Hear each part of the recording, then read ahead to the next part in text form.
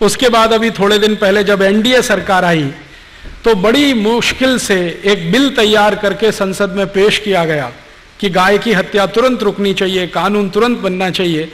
सवेरे बिल पेश किया गया, शाम को वापस ले लिया। श्रीमान अटल बिहारी वाजपेयी की सरकार ने सवेरे विधेयक पेश किया सरकार की तरफ से, शाम को वापस ले लिया, यह कहते हुए कि इस पे बाद में बहस होगी। मैं आपको यह सुनाकर क्या कहना चाहता हूं, हिंदुस्तान में गाय का कत्ल बंद हो जाए ये हमारी सद इच्छा है, लेकिन गाय का कत्ल चलता रहे उसके लिए कोई बहुत बड़ा षड्यंत्र है, वो समझना जरूरी है। हमारी तो सद इच्छा है कि गाय का कत्ल नहीं होना चाहिए, लेकिन कोई बहुत बड़ा षड्यंत्र है इस देश में जो गाय के कत्ल को लगातार चालू रखना चाहता है। जब भी संसद में इस तरह की बहस होती है, कुछ ना कुछ इस तरह के सवाल खड़े हो जाते हैं। एक दिन तो मैं खुद संसद की दर्शक दीर्घा में था, उस दिन बहस हो रही थी इसी गोरक्षा के प्रश्न पर। मैं गया था कि आज देखें सांसद कौन किस समर्थन में है, कौन किस पक्ष में है। सारे सांसद एक बाजू में स्वर से बोल रहे हैं कि गोरक्षा होनी चाहिए। मुस्लिम सांसद जीएम बनात वाला ने कहा कि अगर बिल पास होता है तो पहला वोट मेरा, गोरक्षा के समर्थन में।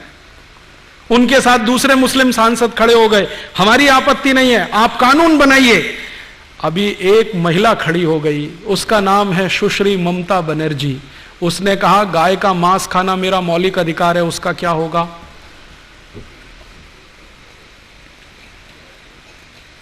गाय का मांस खाना मेरा मौलिक अधिकार है, उसका क्या होगा? और ममता बनर्जी ने सुप्रीम कोर्ट के एक डिसीजन को कोट करके बोलना शुरू किया कि कोई कसाई गाय का कत्ल करता है, यह उसका मौलिक अधिकार है, उसका क्या होगा? यह सुप्रीम कोर्ट का जजमेंट है।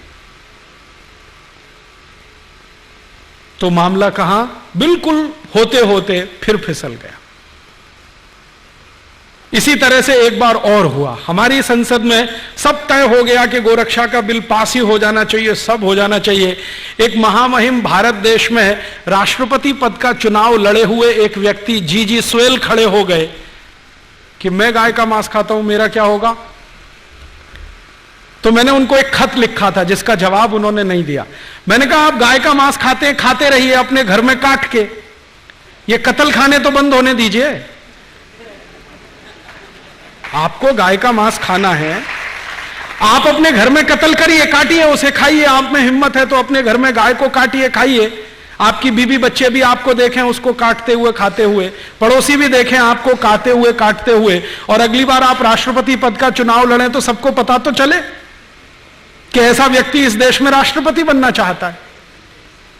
जवाब नहीं दिया उसके बाद, क्योंकि इस तर्क में क्या बुराई है? आपको गाय का मांस खाना है, ठीक है, खाइए ना, घर में काटिए, खाइए। ये कत्ल खाने क्यों चाहिए आपको?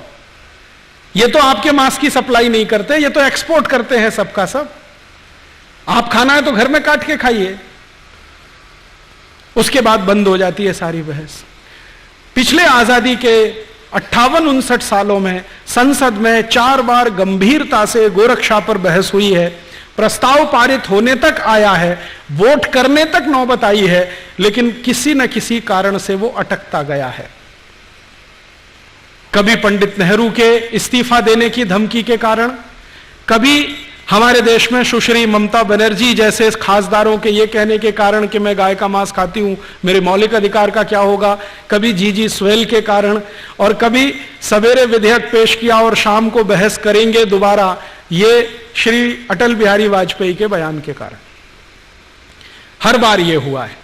मैंने इसको समझने की कोशिश की है कि आखिर गाय की रक्षा में ऐसा कौन सा प्रश्न है, या जानवरों की रक्षा में ऐसा कौन सा प्रश्न है जो भारत की संसद इसको होने नहीं देना चाहती, या भारत की संसद में ऐसे कुछ लोग हैं, मित्रों के शब्दों में अगर कहें, जिनके चेहरे कुछ हैं, मुखौटे कुछ हैं।